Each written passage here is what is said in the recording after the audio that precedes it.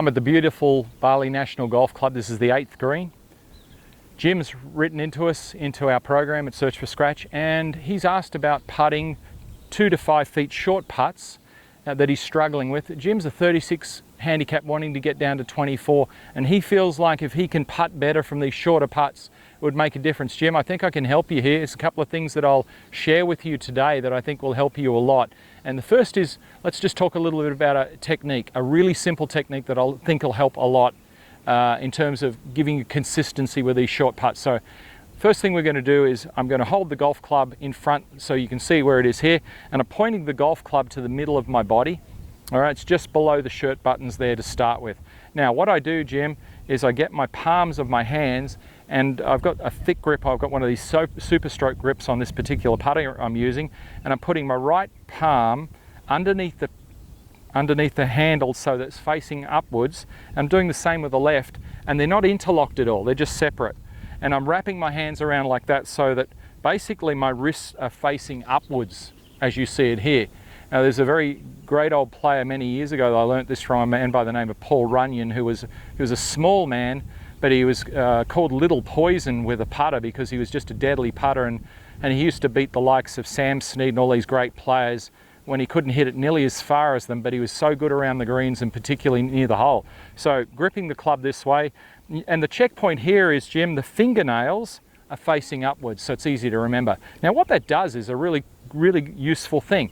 It pulls my elbows so that they're facing up as well, and they're locked into my side. So look at this, Jim. I can actually make a stroke like this, and it's a really simple stroke, right? So I'm not getting any wobbling stuff going on here, and I don't want that. So the way the wrists are positioned against the golf club now and my elbows, basically I'm in this place here. Now I make a comfortably wide stance, as wide as I need to, flex my knees a little, keep my elbows tucked into my side, and then I literally lower my body down till the club hits the ground. Now I'm going to be over a little bit, depending on the length of your putter, and this is a 35-inch putter, so when I bend over, I'm more like this. And then I just do the same thing. I swing back and through, and the thing that you'll notice with this is it will feel so solid to you. It'll feel like there's no loose parts going, any movable parts. And what we're looking for is a nice balance of backwards and forwards, just like I'm doing there. Down here, backwards and forwards. And what I'm moving is I'm moving the putter with the shoulders in my back. So from this angle, it would look like this, back and through, just using my shoulders. So my arms and the club are being powered by my shoulders either side of my spine, backwards, forwards. So that's number one, Jim. So that's the setup. Palms this way, pull the elbows into the side, bend over like that. Very, very useful technique. Ball position will be just in front of center.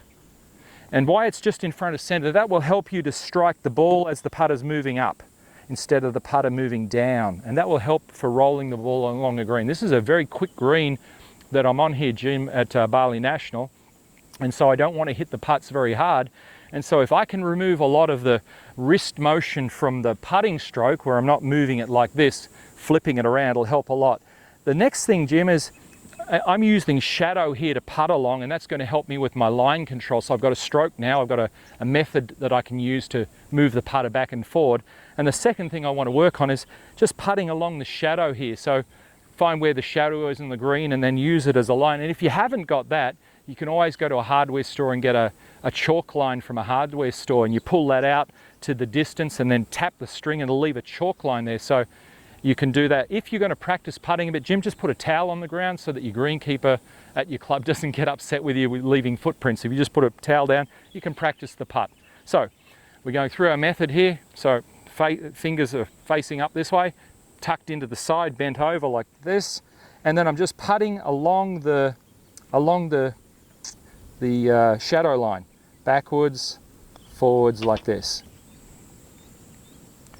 And what I'm doing is I'm building some confidence in the ball starting on line, Jim, like this,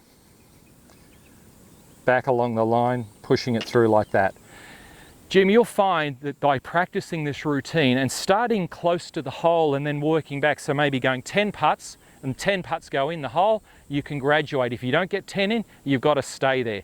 Move back to the next distance. So this could be like a meter or half a meter from the hole, even 75 centimeters. And this could be just about a meter, same thing. And set yourself a goal As you get further back, the goal should be reducing. So at a meter, you might be aiming to make 100, but realistically, no one makes 100% from a meter. So you might say, look, if I make 8 out of 10, I can graduate to the next position, go back another half meter, and keep going back and just practice within that range. And I guarantee you, if you work on the technique and you work on the line control and you work on this little routine, you're going to find that you're going to putt a lot better than you have been putting. You're going to build some confidence in your game, and I guarantee you're going to move towards that handicap you want.